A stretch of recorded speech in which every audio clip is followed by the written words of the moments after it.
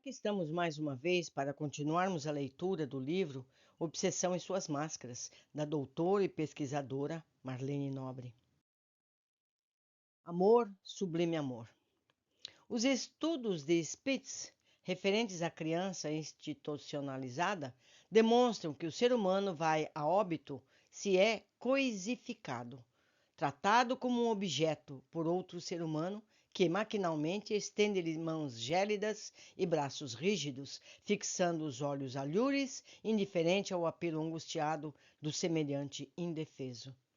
Não basta a mamadeira, a papinha, o suco. Há um outro alimento que deve permear todos eles, invisível, porém básico, essencial, único. Esse sentimento sublime tem norteado todos os seres humanos desde as suas origens.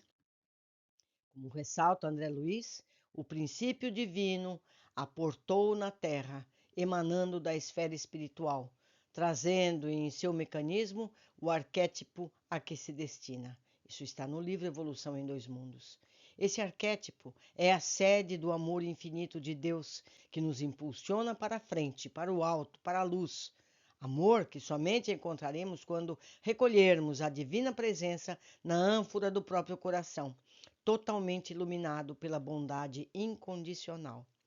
Por termos certeza dessa destinação extraordinária incrustada em nossa alma, não gostaria de terminar esta primeira parte sem falar desse sentimento sublime. Depois de expor tantos dramas tristes e dolorosos, sofrimentos cruéis e prolongados, é preciso deixar que o refrigério do amor pacifique nosso íntimo, impulsionando-nos para mais amplas conquistas espirituais. Sim, porque não há caminho para a humanidade sem esse sentimento sublime no coração.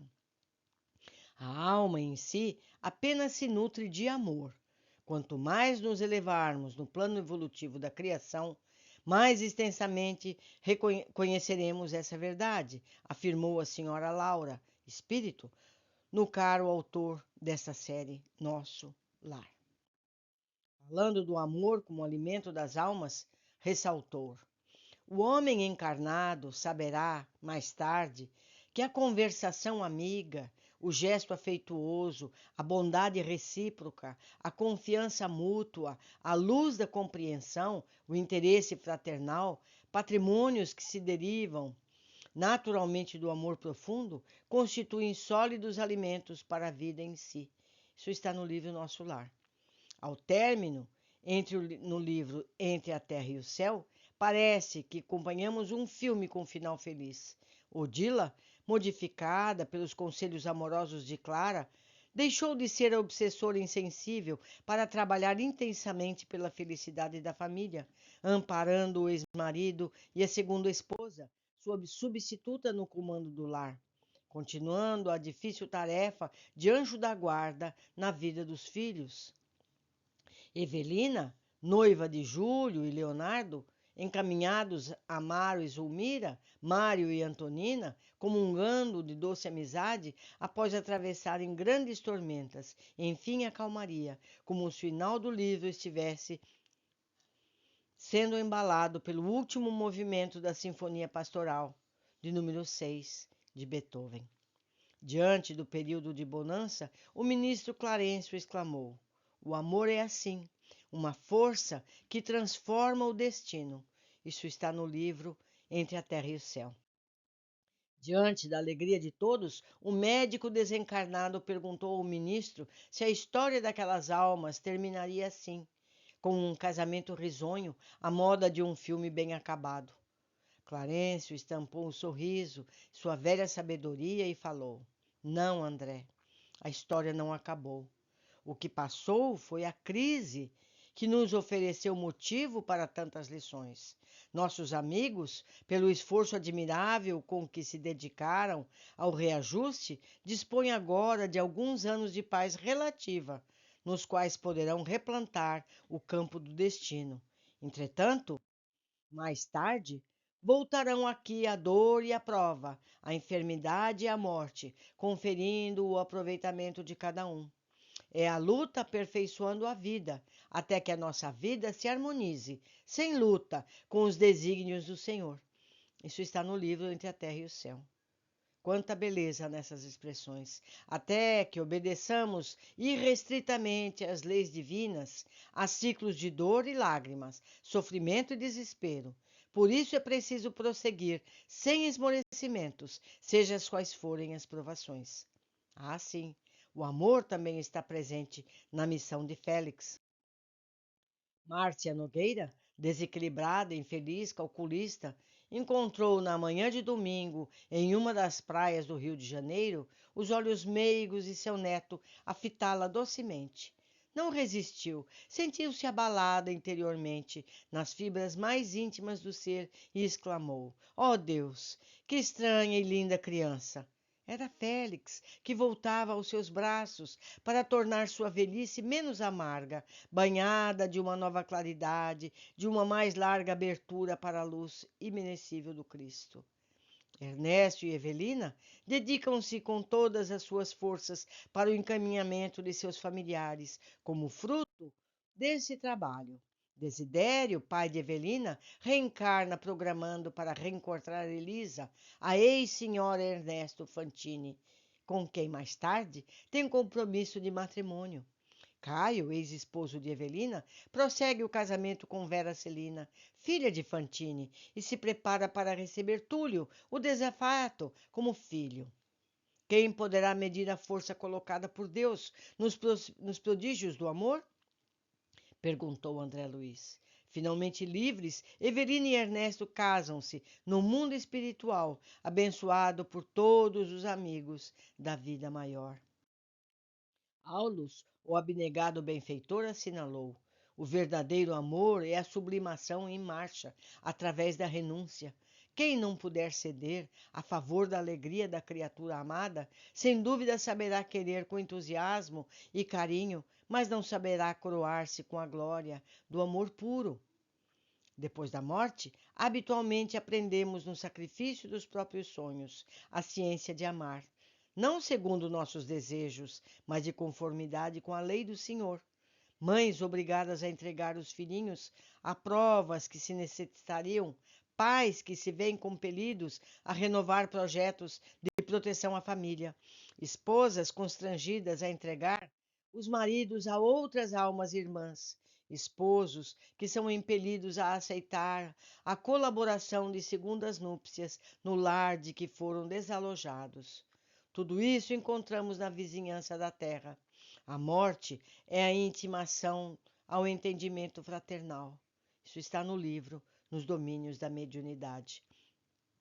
Diante do complexo caso Pedro Camilo, Calderaro pede o apoio do amor sublimado, convicto de que só os que amam conseguem atingir as causas profundas. Após minutos sublimes de oração, Cipriana estava transfigurada. Dos olhos, do tórax e das mãos efluíam irradiações de frouxa luz suave. Estava formosa, radiante, como se fora a materialização da Madonna de Murilo em milagrosa aparição. Isso é um trecho do livro Nos Domínios da Mediunidade. Pedro posternou-se diante dela e aos prantos confessou que havia matado um homem. Era o grito da alma represado durante 20 anos. Cipriana falou-lhe brandamente, relembrando seu triste caminho de homicida e perguntando por que não se lembrou da oração, de humilhar-se aos pés de sua vítima no propósito sincero da regeneração. Mas nunca é tarde para levantar o coração e curar a consciência ferida, acentuou. Quem poderá condenar alguém depois da comunhão da vicissitude da carne? Reconsidera a atitude e faz novo compromisso perante a divina justiça. E abrindo os braços, acrescentou: levanta-te e vem a mim. Sou tua mãe espiritual, em nome de Deus. O enfermo, de olhos brilhantes e lacrimosos, ergueu-se e exclamou: merecerei tamanha graça? Como não, meu filho? O Pai não nos responde às súplicas com palavras condenatórias. Aconchegou-o então no coração, qual se fosse carinhosa mãe. Mãe do céu, ninguém na terra jamais me falou assim, gemeu o enfermo. Conservando Pedro nos braços, Cipriana dirigiu-se então ao obsessor, Camilo. Tem lugar em seguida uma das mais extraordinárias doutrinações de que se tem notícia na literatura espiritualista. Camilo renitente e Cipriana amorosa, paciente em longo diálogo. A conversação só foi concluída na casa de Pedro, junto à esposa e filhos do pobre enfermo. Faz precisamente 20 anos que não abrigas outro propósito senão o do extermínio. Vale a pena ser vítima, receber a palma santificante da dor, para descer tanto na escala da vida? Perguntou a extraordinária mulher. E depois de extensa e amorosa argumentação, Camilo finalmente chorou. Isso está no livro No Mundo Maior. Cipriana acolheu-o nos braços, conservando os dois aconchegados ao peito, qual se fora mãe comum. Camilo ajoelhou-se, pedindo ajuda para libertar-se do ódio e afirmando: Não são as vossas palavras que me convencem, senão o vosso sentimento que me transmuda. Camilo foi internado em escola regenerativa do mundo espiritual. Pedro voltou para junto da família, curado, disposto a iniciar uma nova fase em sua existência. Ao participar de tão belo momento, André Luiz escreveu: Em nós ficou o reflexo sublime do amor divino, que só as lágrimas rolando silenciosamente pelo nosso rosto podiam testemunhar. O médico desencarnado compreendera a lição de Calderaro. O amor que ama, o coração que ama está cheio de poder renovador. Isso está no livro Mundo Maior. Finalmente, o caso Margarida, o mais difícil processo obsessivo de quantos vimos na série. Após a extraordinária atuação do instrutor Gúbio e de André Luiz, libertando-a e devolvendo-a à vida, seguiu-se o reencontro entre mãe e filho. Matilde e Gregório, nos campos de saída. Campos de saída, segundo André Luiz, essa expressão define lugares, limites entre as esferas inferiores e superiores. Isso está descrito no livro Libertação. Gregório e centenas de espíritos inferiores, seu comandados, dirigiram-se para lá, em busca de Gúbio, para passá-lo a fio de espada. Despeitado pela cura de Margarida, enfurecido ante a modificação de seus propósitos, o sacerdote deparou-se com Gúbio, ajoelhado em estado de profunda meditação, servindo como médium para a materialização de Matilde. Através de uma garganta ectoplasmática, ela começa a falar, dirigindo-se brandamente a Gregório, falando dos tempos da Toscana e da Lombardia. Desesperado, o sacerdote insiste na vingança, esbravejando: as armas! Nesse instante, Matilde aparece inteiramente materializada diante do filho, ensandecido, exclamando: Eu não tenho outra espada senão a do amor, com que sempre te amei. Gregório deixou cair a espada e joelhos protestou brandamente. Mãe, minha mãe, Matilde abraçou-o e exclamou: meu filho, Deus te abençoe, quero-te mais que nunca. Verificara-se ali, naquele abraço, espantoso choque entre a luz e a treva não resistiu. Exclamou André Luiz, finalmente iniciara-se a libertação de Gregório. Gúbio estreitou o nosso André junto ao coração e falou bondoso: Jesus te recompense, meu filho, pelo papel desempenhaste nessa jornada de libertação. Nunca te esqueças de que o amor vence todo o ódio e que o bem aniquila todo o mal. Para nós também fica essa certeza.